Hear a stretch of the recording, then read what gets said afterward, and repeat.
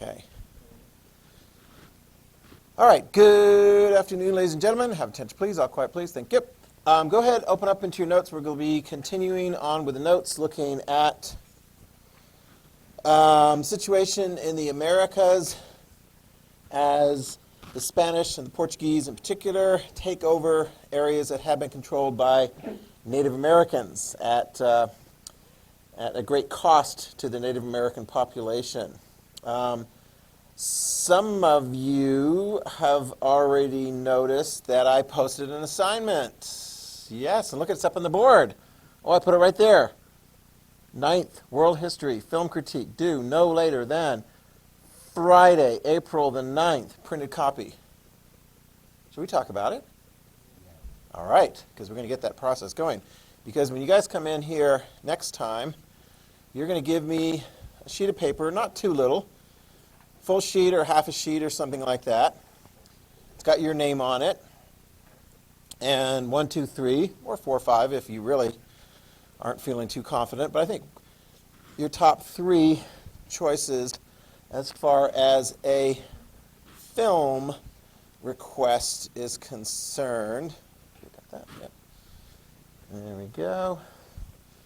I'll put this aside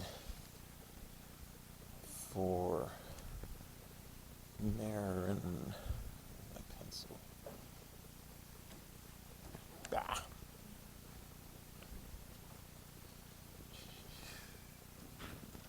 Okay. I'm going to take you through and train you on this as far as what I'm looking for and answer any questions that you may have with respect to this particular, there it is, particular assignment, okay? Because I want you to do really well on it. Because that's a good thing, to do well on a very, very big assignment. Do you see? It's worth 100 points, which is a lot of points. But having said that, it's a very, very doable assignment, and I think a lot of you guys are going to find that you really enjoy this. Because it's going to be about a movie that you choose. Or, if you don't specifically choose it, you choose the type, and I assign you a one. I would say about maybe 5 to 10% of the students, instead of requesting a specific movie, leave it up to me. In which case, then, if I assign you a movie, and you don't like it, that's okay. Just come and see me very soon to get it changed to something else. Okay? But I think it's fair to say all of you guys are going to be doing research about a movie that you have interest in, and yeah, it's going to be an interesting research assignment. And not too big. Take a look at the handout that I've given you. I'm going to walk you through. One thing you can see, if you look at, flip over the page 1, you can see right there, this is a sample. This was actually a paper that was done by a student of mine, actually, when they were, I'm trying to remember what grade we did this in, maybe 9th, maybe 10th. They were part of the first graduating North Star class. The assignment was a little bit smaller. At that time, this student actually did theirs. It was 902 words. Your assignment is somewhere between 1,000 and 1,500 words. Some students, honestly, when they dive into this assignment, it's just really cool. It's really interesting. They really want to go beyond that, make it really, really, really, really, really big. Later on in life, and in the IB program, for example, they have assignments that actually have a word cap. So, for example, my juniors and seniors are working on their research papers, and they can't have theirs any more than 2,200 words, which is actually just a little bit bigger than this. And some of them are actually doing their research, historical research paper, on things having to do with or directly associated with a movie. So this is a sample paper, which is a pretty good thing to look at to get a sense as far as what your paper will ultimately look like. A title page, okay, with some image or so forth from that. Got your name, has the date, and then the number of words in the paper itself. You guys know how to check the number of words in a paper, right? Does anyone not know how to do that? You don't. Oh, you do know. Okay. And then you get it right into the paper here, and it goes along, and it actually covers all the different things that I want in that paper, including introductory paragraph and all the various different components. You can read it. It doesn't take very long. And then at the very back, a works cited section. This student has 3. You need to have at least 3 sources. And this student has gotten 3 sources. And they use the MLA method for doing the citation as well as doing the paper. It's not too hard. Have you guys done MLA? Raise your hand if you've done some MLA for some things. Yes? Where? When? When? Where? This year? English? Was it very hard? It's not very hard, is it? Okay. Later, for like college papers and even like IB papers and so forth, a lot of students use MLA method. There's another method, it's called the Chicago style, which is used for a lot of history papers. It looks very similar, except instead of having like the little parentheses at the for citation at the end of a sentence that they're citing something, they put a footnote, right? So if you figure out how to do the footnote thing, and then it like puts it at the very bottom and with a little number next to it, so forth. Okay. All right. Let me drive into this. Go ahead and look at the front page. I'm going to go through these and give you some examples and thought process and so forth as I walk through this with you. And then, of course, your assignment is going to be this. And so make a little note up at the top. This is what you need to do. In fact, as I go through and I'm talking through this, some of you guys are already going to be thinking of some things. In fact, I already talked to you before saying, think about what kind of movie you want to do. Think about what kind of movie you want to do. And so we're getting this process going here right now so that we have plenty of time. But that's going to be due when you come in to class next time. So you'll have a little piece of paper. It'll have your name. It'll have your top 3 movie choices or types of movies. And then also make sure you do this. And I put it in the Google Classroom thing. I want to know if watching an R-rated movie is okay or not okay with you. Okay? See, I don't show R-rated movies unless I get like, for the 11th grade, I got specific school board approval so that they can watch. But they don't all have to, because some of them, don't want to and so forth, and that's fine. They watch a documentary instead. Have you ever seen or heard of Schindler's List? Everybody know what Schindler's List is about? You know what Schindler's List is about, Vinny? It's a list. It's written by Schindler. Do you know what it has to do with? It does have to do with World War II. Specifically, anybody know in World War II, what does it have to do with in World War II? Who's Schindler? He's a good guy and a bad guy. Starts out as kind of a bad guy, kind of like having a whole bunch of people work for him for nothing. But he ends up being a good guy. He saves people on his list. Guess who he saves? Anybody know? Do you know? Nobody knows? Jews. Yeah. He saves Jews that are working at his factory in Poland from Auschwitz, the death camp. Very intense movie. But yeah. But some of you, you can watch an R-rated movie. That's fine. If it's up to, if that's okay with you, put that on the little piece of paper that it's okay or not okay. Now, don't be surprised if you're like, I want to watch a movie that's a horror movie. You're like, really? A horror movie could be assigned in this particular thing? Yes. Because there are horror movies that are based on real-life events. And so they give you an opportunity to research. But, if somebody's looking for a horror movie, and there's but R-rated movies are not okay. I'm sorry, there's not too many G or PG-rated horror movies that are out there. But does that make sense? Because if an R-rated movie is not okay, and you ask for a particular R-rated movie, or I assign one on the basis of, you want to do some, military movie, World War I military movie and so forth. And a lot of times they have blood and guts and things like that, which gives it an R rating.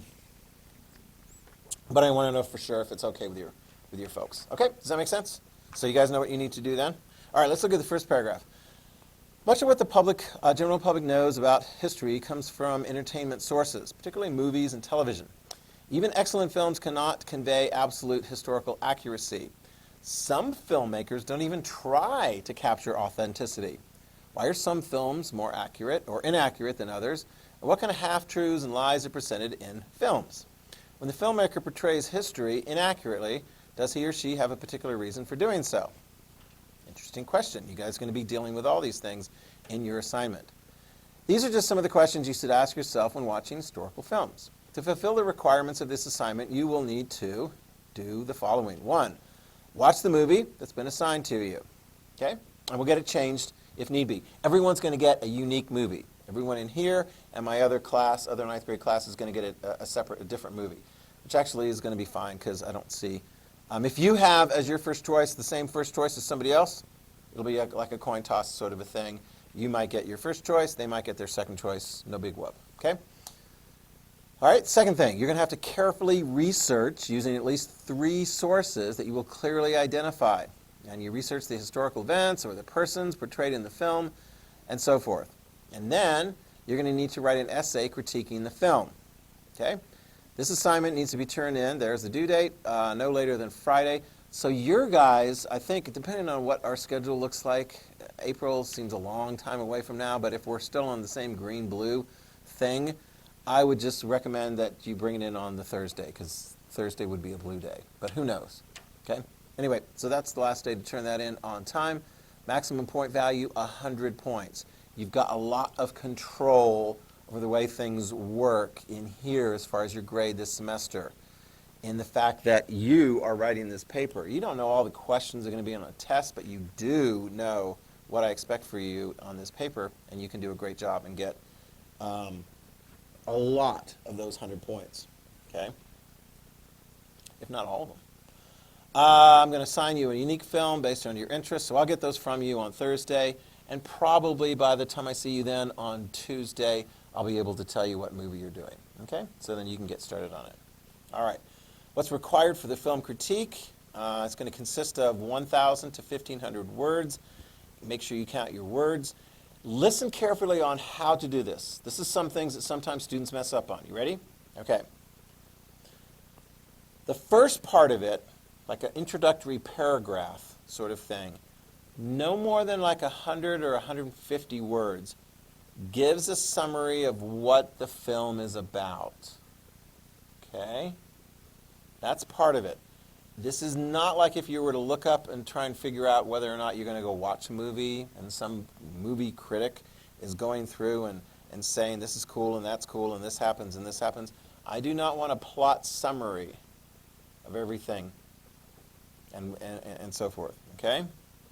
The remainder, and this is the key things, that's why I've got like bold and underline and so forth. The remainder of your critique, the bulk of your essay, is going to focus on 2 different things. You ready?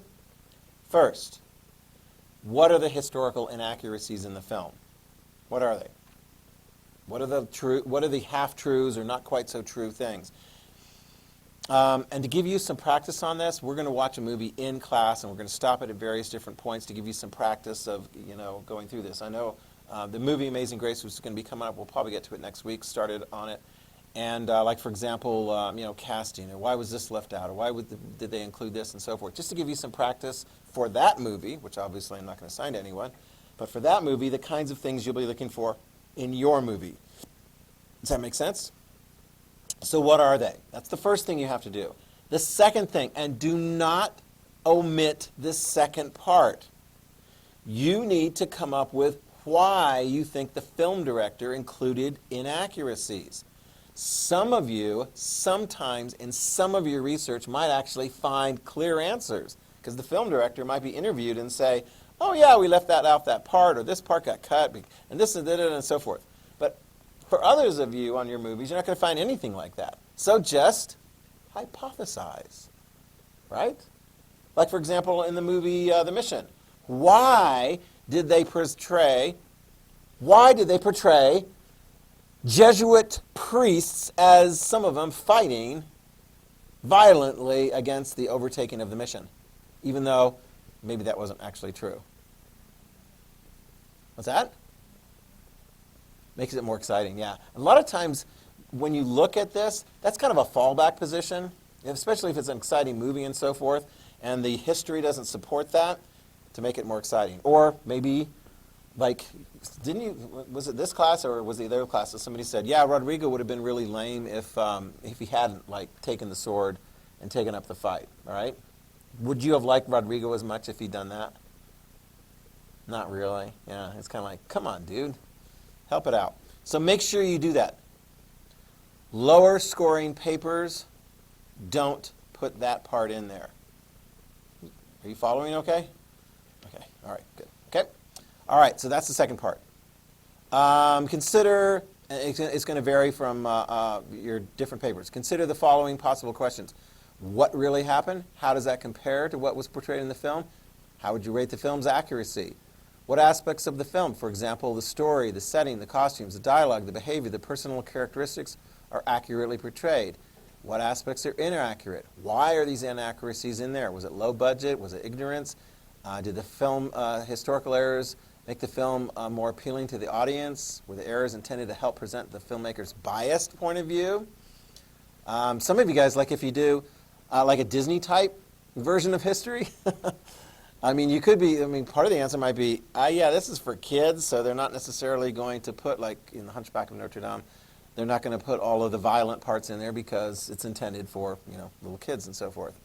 So make sure you're explaining why they make those changes, okay? Here's something to think about, and this is, it pops up every once in a while. You're not the expert. Don't you say, oh yeah, they just didn't talk like that back in those days. Or that just doesn't seem right to me. You're not the expert. You may agree with the experts that you find in your research. So you'll always want to be able to find research to support a conclusion that what you see in the movie just isn't quite accurate. Does that make sense? I mean, you get a sense sometimes of watching something like, man, the people didn't talk that way. I get that all the time. I'll watch something that's supposedly set, like I remember watching the series Merlin, right? I don't know if you ever saw any of that series and so forth that was on there. And I'm like, no, they didn't talk like that back in, you know, the 11th and 12th century and so forth. That sounds more like how people would talk today. But, you know, you could find that and cite that in a paper, find some resource that shows exactly how people talked way back when. All right? Next paragraph. Is MLA format required? Yes, or as I say, the Chicago style with the footnotes. You need to use the MLA format. You need to include a works cited section at the end with 3 sources cited. You need to have throughout your paper parenthetical references every time. You have to give credit. Now here's the thing. You don't have to necessarily quote directly from your source. If you quote directly from your source, you put quotation marks. What if you paraphrase? Do you need to cite where you got that information from? Yes. Every time you take some information from some source, you cite it. That's just how it works, whether or not it's in complete quotes, direct quotes, or if you've just paraphrased it. Okay? There's the sample paper that's going to help you. Don't use Wikipedia as a source, and there's some other ones that you want to try and stay away from. See if you can find maybe some good articles. And a lot of movies that have come out, like in recent years, a lot of people do what I do, which is actually evaluate the movies based on, did this really happen? In fact, I've gotten to the point now, I'll watch a movie, or even sometimes before I watch a movie, I do research on it. Afterwards, like, I wonder what really happened on that. Is that really true? And it's always interesting to not only compare whether the film got it right, but just to give more information about whatever topic it was that they were doing. Okay? Internet's got good sources as far as how to use. In fact, today it's really, really easy. They've got MLA citation generators, EasyBib, BibMe, and there's some other ones out there. And it helps you to put together the works cited section and know how to do this. Okay? All right. Typed, the quality requirement. Do you see that there at the bottom? Typed, double space, no smaller than 10-point font. Get the spelling right. Get the punctuation right. Get the grammar correct. Have people look at it. Run it by your folks. Hand it off to somebody. Don't just type it, hit print, and then bring it in. Because otherwise, inevitably, you'll probably have some avoidable mistakes, and I will mark you down for those mistakes. So, give yourself enough time so that you can have it proofread. In fact, raise your hand if you can identify what is incorrect in this paper that has not been properly proofread and fixed. Go ahead, look. See how quick you are. Not the paper. Oh, I'm sorry, just the front sheet. Just the front sheet. Just the instructions. Has anyone found it? It's a misspelled word. I'll give you that much. Raise your hand as soon as you find it. Sometimes I think, oh, you found it? What last word? It says proofreading. Is that a real word? No, it's not a real word. It's a fake word, proofreading. In fact, actually, a lot of word processor things and so forth will catch you on spelling and grammar and all kinds of things. So anyway, just use those. Okay, questions? I'm actually going to give you a preliminary assignment to make sure you identify not only the movie, the film director, and I'm going to take you through and make sure that you understand exactly how to do the different component parts. So I'll give you a preliminary assignment. That'll be due probably within a month or so, and then you'll have plenty of time to actually get this in by April the 9th. Question?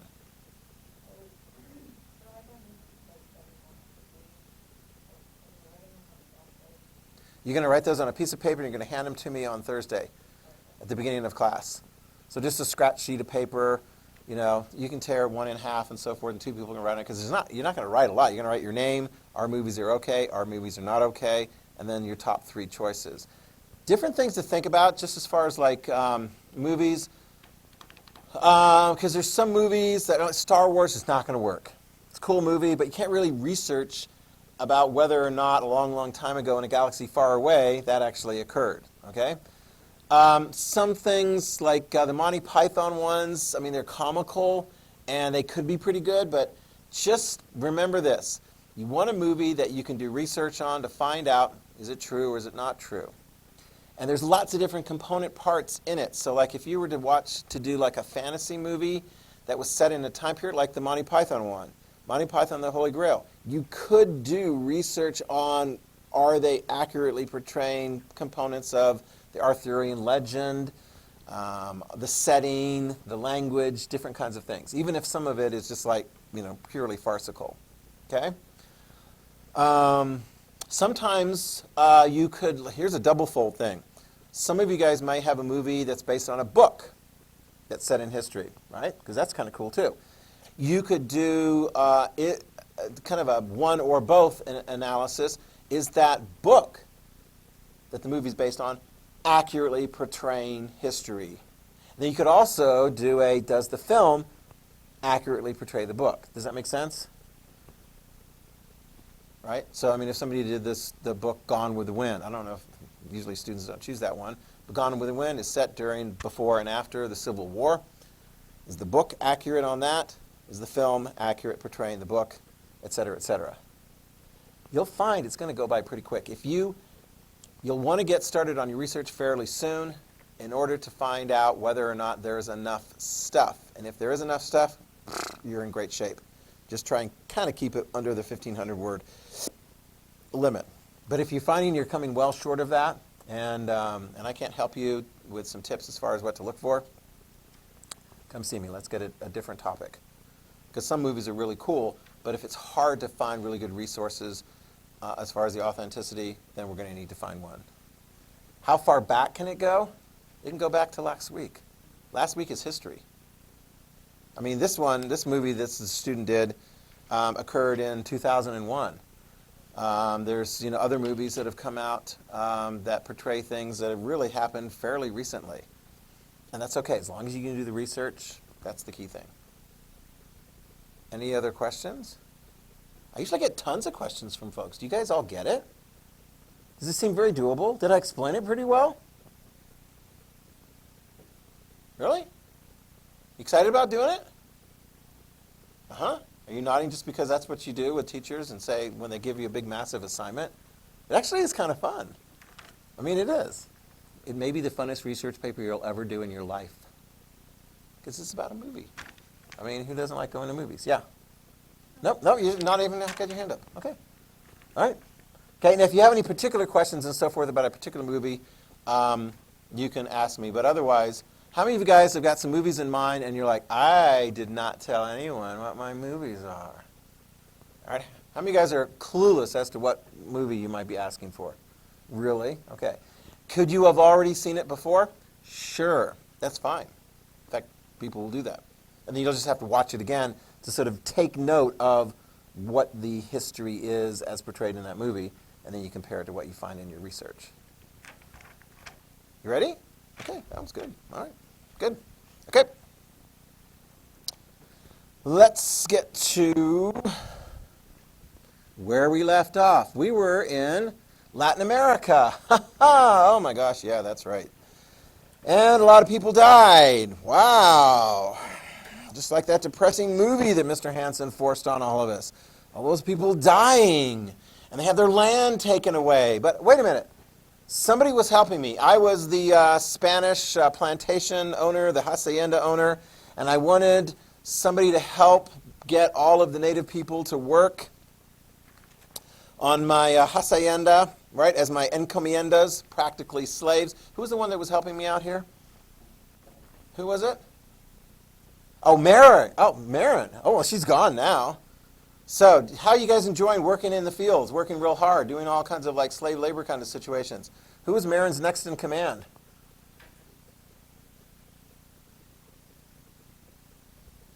Do you want to be the next in command?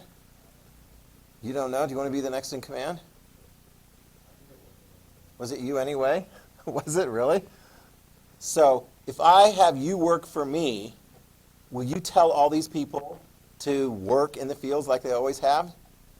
Yes, make sure you have that down, because the land that used to be kind of in common for all the native peoples, although you did have leadership, you had a hierarchy, you had people on top in your society. Now if I'm smart, as a foreigner, as a European, as a Spanish, I'm capping in and going, okay, you're like the one that I look to as a leader, and I'm going to have you work for me.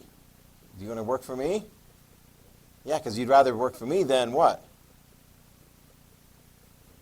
Than work, yeah, work in the fields and so forth. Because fields is pretty hard work. So I tell you to give them the orders, and then what do? They do the work. For who?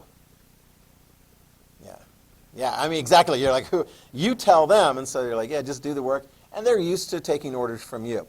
That's one of the systems that's put in place. It makes sense to have a system like that. Yeah, okay? Now, one thing to keep in mind as we go through this, and we can see this already, some parts of the culture actually continue on, like this. Is that a European cultural thing? Now, that's a mix of European and a lot of native continuation. So you got that syncretism thing going on as far as that's concerned. Now, back to the economics.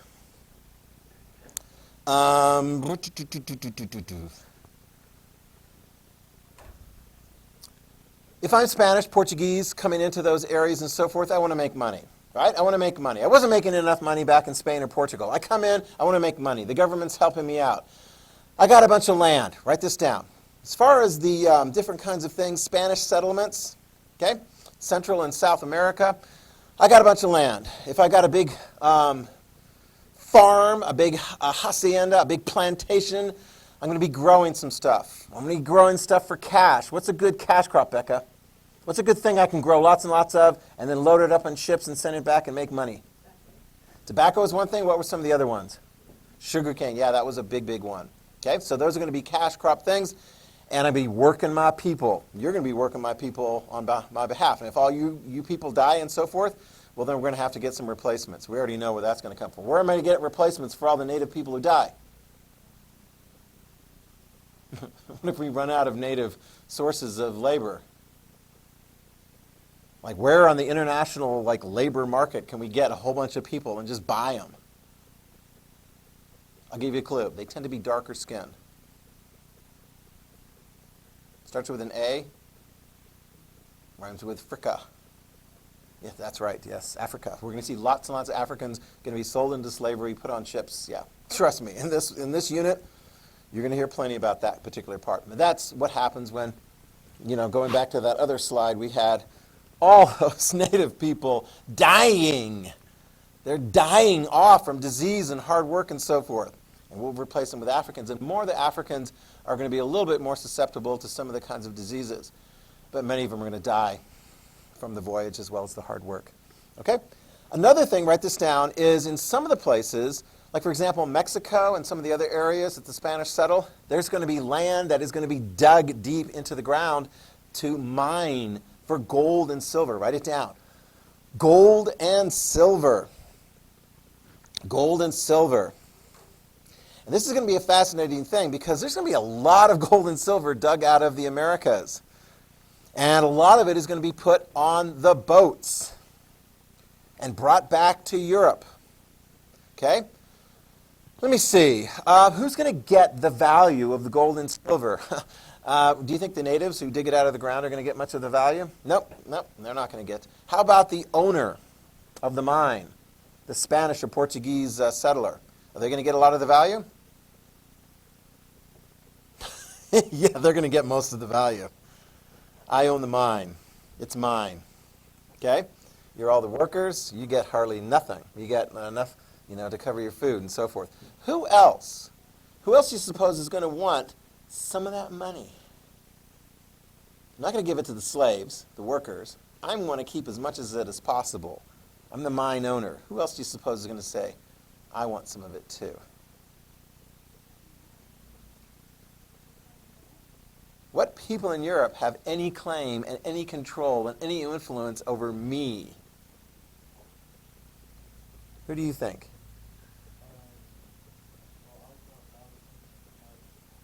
Oh, well, trust me, we're going to get to the pirates here in a moment. Who actually gave me permission to come over to that land and dig in the ground? Exactly, write it down. They call it the Royal Fifth.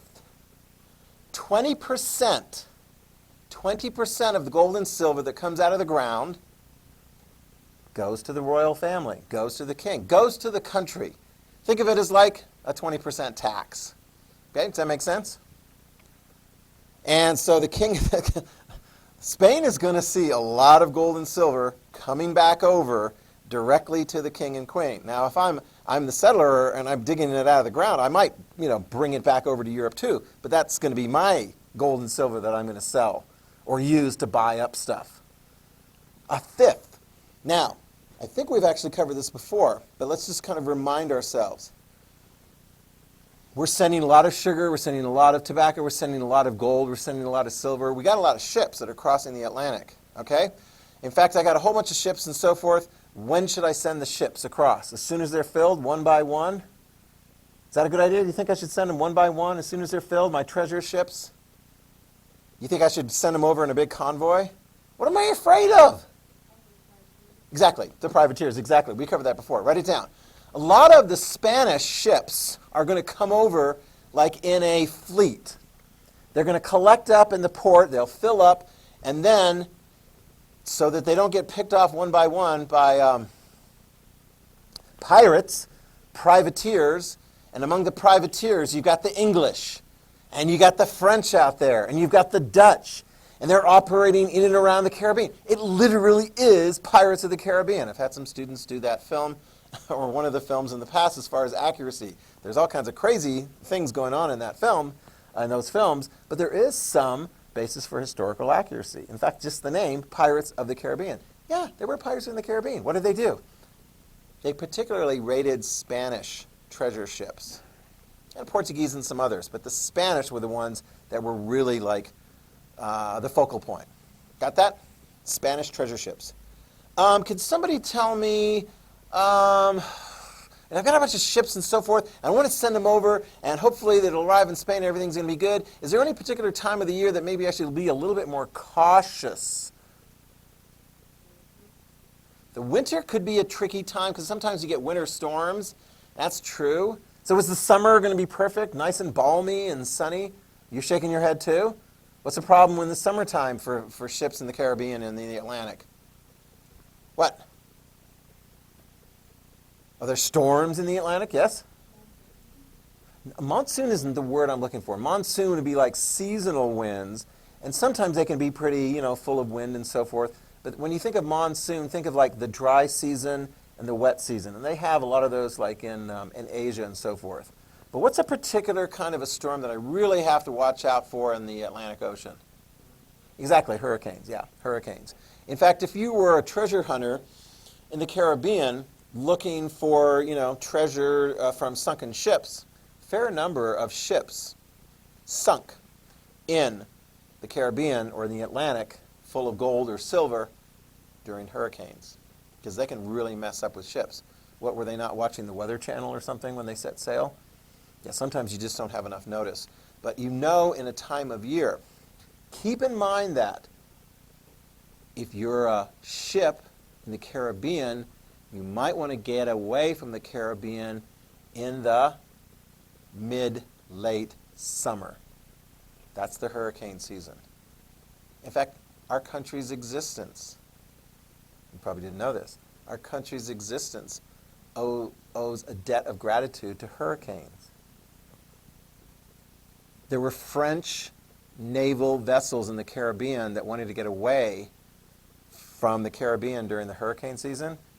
They came up to Virginia just in time to help the United States in the Battle of Yorktown against the British, the decisive battle that would lead to the United States winning the American Revolution.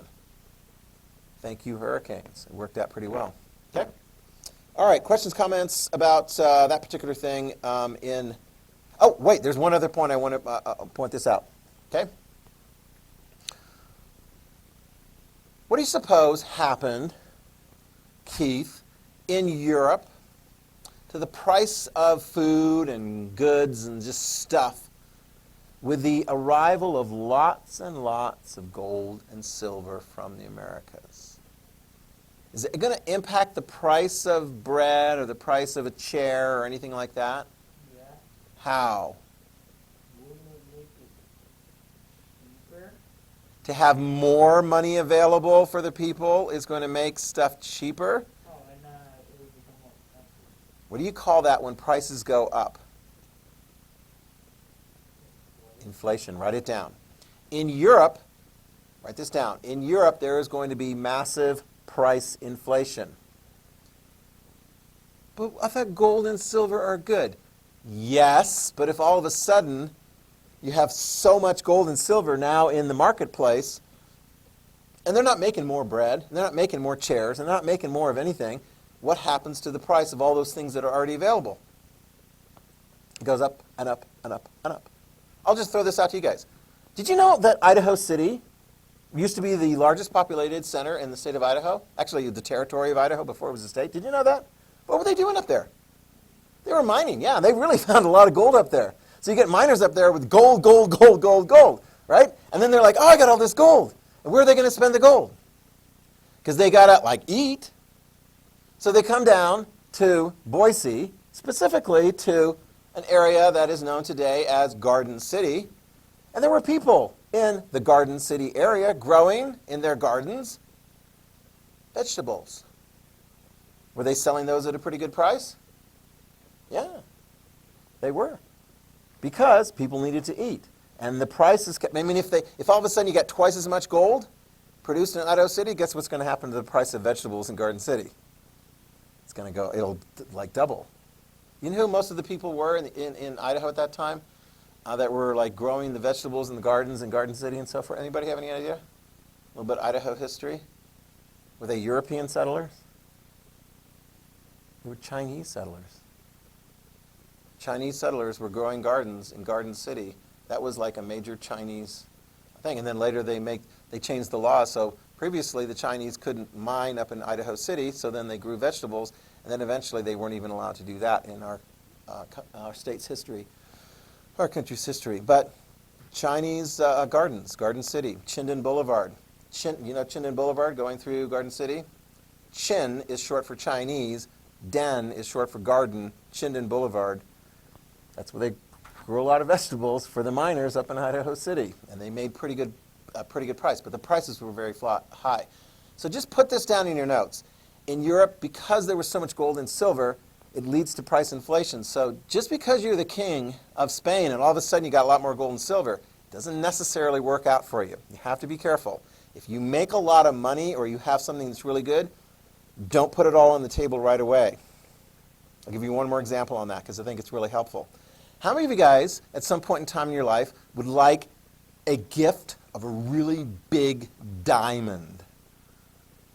You guys want a diamond? Do you want a diamond? You want a diamond? You guys don't care about diamonds? Oh my gosh, is there a market for diamonds? Is there people that want diamonds? You want a diamond? You know people, right? So I mean, if you had a bunch of diamonds, could you make a bunch of money off of that? Right? So what's the price? Is it bigger the diamond or the smaller the diamond? What costs more? The bigger the diamond. So how much could you get for a diamond like about as big as a quarter? How much would that be worth? Like $10? $20? $20,000 if it's as big as a quarter. You know there's a country right now that has so many diamonds. It's crazy. South Africa, they got so many diamonds. They just dig them up out of the ground. They got so many diamonds. And if you're thinking, why are diamond prices so expensive now if South Africa has dug up so many diamonds? Yeah? Oh, did I get it? Why do you suppose that is?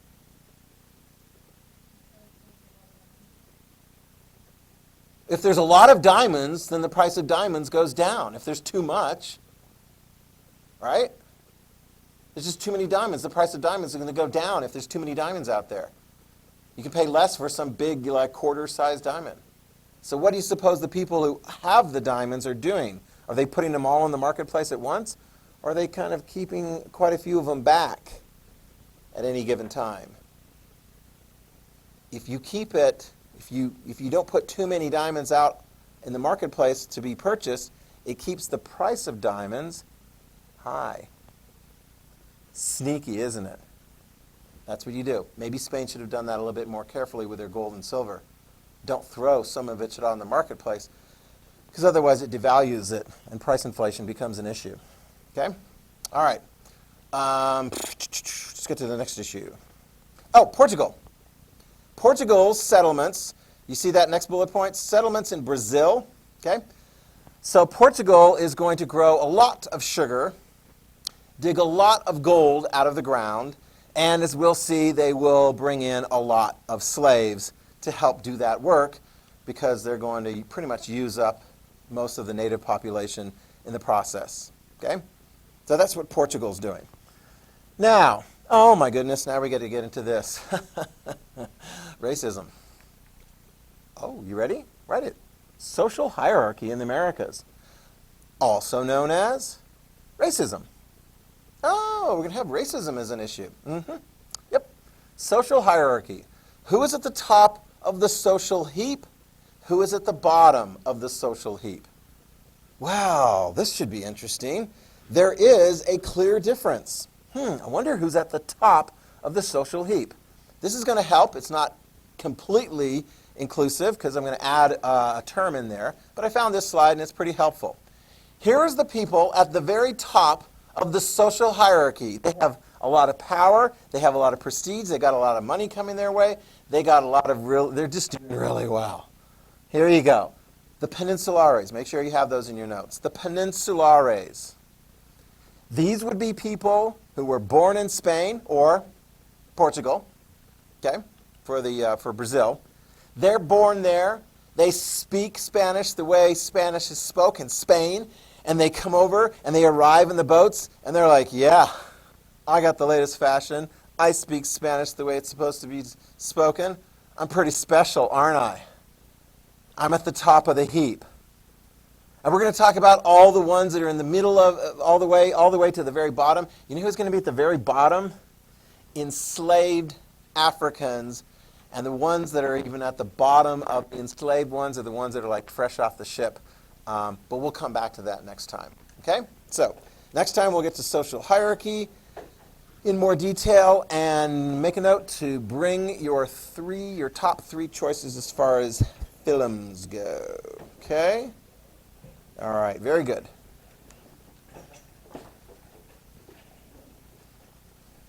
Wipe her down and head on out.